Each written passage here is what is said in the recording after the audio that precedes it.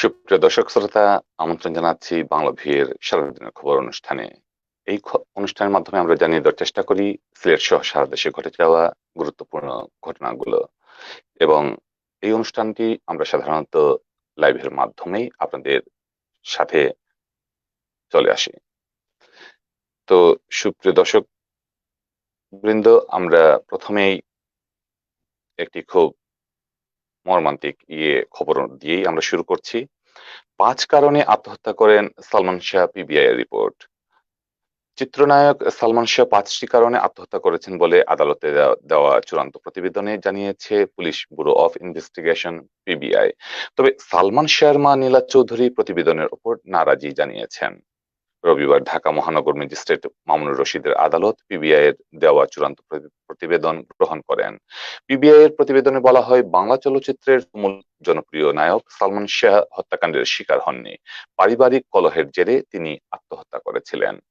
প্রতিবেদনে আত্মহত্যার কারণ হিসেবে বলা হয়, চিত্রনায়িকা শাবনূরের সঙ্গে সালমানের অতিরিক্ত অন্তরঙ্গতা, স্ত্রী স্বামীরার সঙ্গে দাম্পত্য কলহ, মাত্রাতিরিক্ত আবেগপ্রবণতার কারণে একাধিকবার আত্মঘাতী হওয়া বা আত্মহত্যার চেষ্টা, মায়ের প্রতি অসীম ভালোবাসা, জটিল সম্পর্কের বেড়াজালে পড়ে পঞ্জীভূত অভিমানে রূপ নেওয়া ও সন্তান না হওয়ায় দাম্পত্য জীবনে অপূর্ণতা।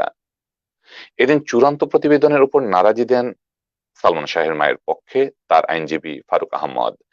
একই সঙ্গে সালমান শাহের মা নীলা চৌধুরী ভার্চুয়ালি জবানবন্দি নিতে আবেদন করা হয়। আদালত মামলার বাদী উপস্থিত না থাকায় আবেদনটি খারিজ করে দেন।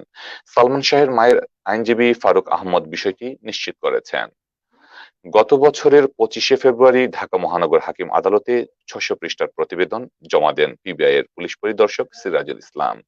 এর আগের দিন 24 ফেব্রুয়ারি আলোচিত এ মামলার তদন্ত প্রতিবেদন তুলে ধরেন পুলিশ ব্যুরো অব ইনভেস্টিগেশনের পিবিআই এর প্রধান বনোজ কুমার মজুমদার। পিবি পিবিআই প্রধান বলেন, তদন্তকালে ঘটনার সময় উপস্থিত ও ঘটনা সংশ্লিষ্ট 44 সাক্ষীর জবানবন্দি ফৌজদারির কার্যবিধির 161 ধারায় লিপিবদ্ধ করা হয়।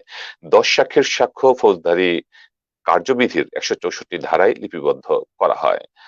পাশাপাশি ঘটনার সংশ্লিষ্ট আলামত জব্দ করা হয়। এসব বিষয় পর্যালোচনায় দেখা যায়, চিত্রনায়ক সালমান শাহ পারিবারিক কলহের জেরে আত্মহত্যা করেছেন। হত্যার অভিযোগের কোনো প্রমাণ মেলেনি। চলচ্চিত্রে জনপ্রিয়তার সর্বোচ্চ শিখরে থাকাকালে 1996 সালের 6 সেপ্টেম্বর মারা যান চিত্রনায়ক চৌধুরী মোহাম্মদ শাহরিয়ার ইমন ওরফে সালমান শাহ। ওই ঘটনায় তখন অপমৃত্যুর মামলা করেন তার বাবা কমরুদ্দিন আহমদ চৌধুরী প্রয়াত।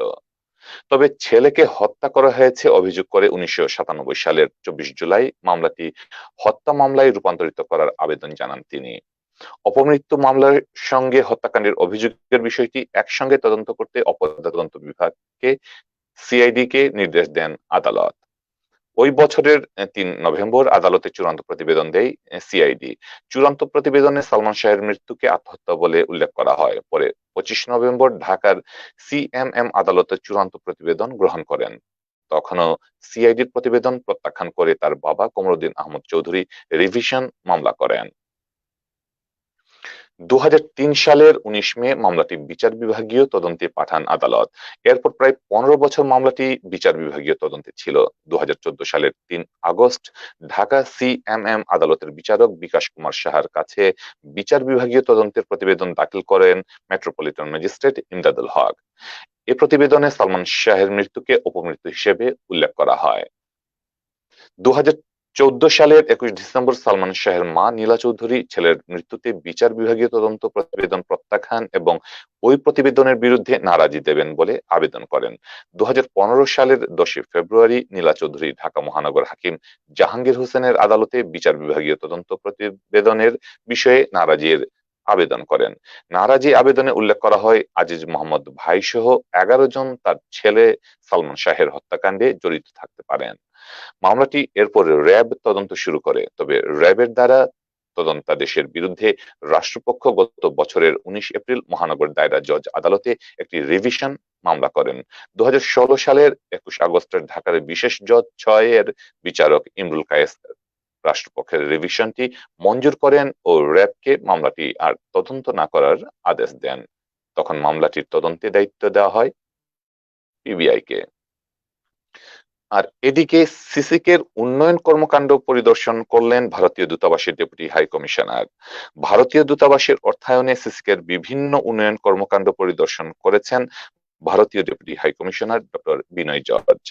গতকাল রোববার দুপুরে সিসিক মেয়র আরিফুল হক চৌধুরীর সাথে নগরীর প্রকল্পগুলো পরিদর্শন করেন ভারতীয় দূতাবাসের ভারতীয় হাই কমিশনের ডেপুটি হাই কমিশনারের নেতৃত্বে একটি পরিদর্শক দল।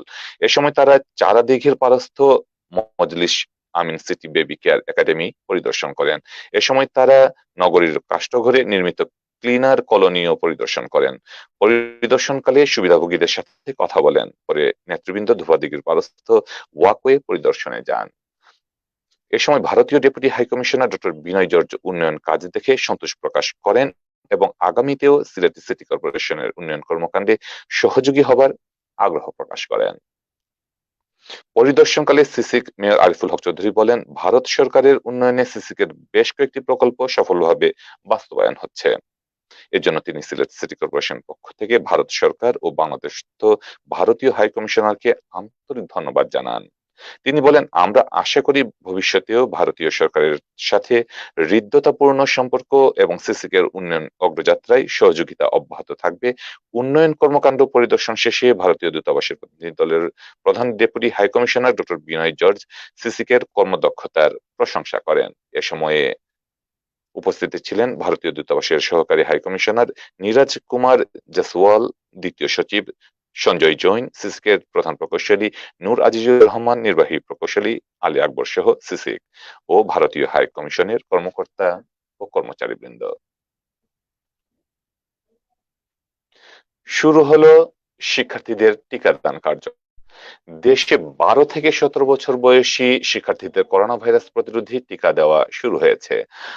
আজ প্রথম দিন সকালে রাজধানীর মতিঝিলের আইডিয়াল স্কুল অ্যান্ড কলেজ কেন্দ্রে এই টিকা কার্যক্রমের উদ্বোধন করেন শিক্ষামন্ত্রী ডক্টর দীপুমণি ও স্বাস্থ্যমন্ত্রী জাহিদ মালেক। জানা গেছে, স্কুল শিক্ষার্থীদের বিশ্ব স্বাস্থ্য সংস্থা অনুমোদিত ফাইজার বায়োএনটেকের টিকা দেওয়া হবে। টিকা দেওয়ার জন্য প্রতিটি স্কুলে থাকবে 25টি বুথ। প্রাথমিক পর্যায়ে মাধ্যমিক ও উচ্চ মাধ্যমিক শিক্ষা বোর্ডের মাধ্যমে রাজধানীর 8টি স্কুলকে ক্লাস্টার হিসেবে চিহ্নিত করা হয়েছে। 8 স্কুলের প্রতিটিতে গড়ে দৈনিক 2500 থেকে 3000 টিকা দেওয়া হবে। টিকা নেওয়ার জন্য শিক্ষার্থীদের টিকা কার্ড এবং জন্ম নিবন্ধন নিয়ে কেন্দ্রে আসতে হবে বলে জানিয়েছেন স্বাস্থ্য অধিদপ্তরের ভ্যাকসিন ডেপ্লয়মেন্ট কমিটির সদস্য ডক্টর শামসুল হক। তবে প্রথমে রাজধানীর 12টি কেন্দ্রে টিকা দেওয়ার কথা জানানো হলেও পর্যাপ্ত সুবিধা না থাকায় 4টি বাতিল করা হয়েছে। আজ একটি কেন্দ্রে টিকা শুরু হওয়ার পর আগামীকাল থেকে 8টি কেন্দ্রে শিক্ষার্থীদের দেওয়া হবে। কেন্দ্রগুলো হলো Hardco international school, south point school and college, Chittagong grammar school, মতিঝিলের ideal school and college, Mirpur commerce school and college, Kakoli high school and college, south breeze school এবং মিরপুরের স্কলাস্টিকা স্কুল। এই 8টি কেন্দ্রে সংশ্লিষ্ট স্কুলের শিক্ষার্থী ছাড়াও আশপাশের স্কুলের শিক্ষার্থীদের টিকা দেওয়া হবে।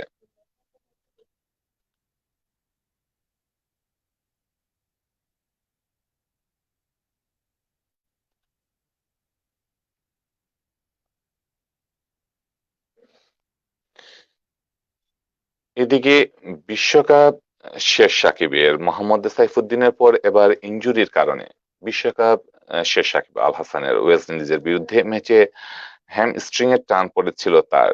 এরপর থেকেই ছিলেন বিশ্রামে। গতকাল বিসিবি জানায় সাকিবের বিশ্বকাপ শেষ। দুবাইয়ে থাকা বিসিবির প্রধান চিকিৎসক দেবাশিস চৌধুরী বলেন, ওয়েস্ট ইন্ডিজের বিপক্ষে ম্যাচে ফিল্ডিং এর সময় সাকিবের পা হ্যামস্ট্রিং এর টান লাগে। পরীক্ষা করে দেখা যায় গ্রেড 1 মাত্রার ইনজুরি। বিশ্বকাপের পরের 2 ম্যাচে তিনি আর খেলতে পারবেন না। সাকিবের পরিবর্তে নতুন কাউকে স্কোয়াডে নেওয়ার সুযোগ নেই। আইসিসির বায়োসিকিউর বাবদের নিয়ম অনুযায়ী নতুন ক্রিকেটারকে অন্তত 6 দিন কোয়ারেন্টিনে থাকতে হবে। অথচ 6 দিনের আগেই শেষ হয়ে যাচ্ছে বাংলাদেশের বিশ্বকাপ। সুপ্রিয় দর্শক শ্রোতা, এই ছিল এখনকার মতো আমাদের কাছে সর্বশেষ খবরাখবর। আমাদের সাথে থাকার জন্য ধন্যবাদ।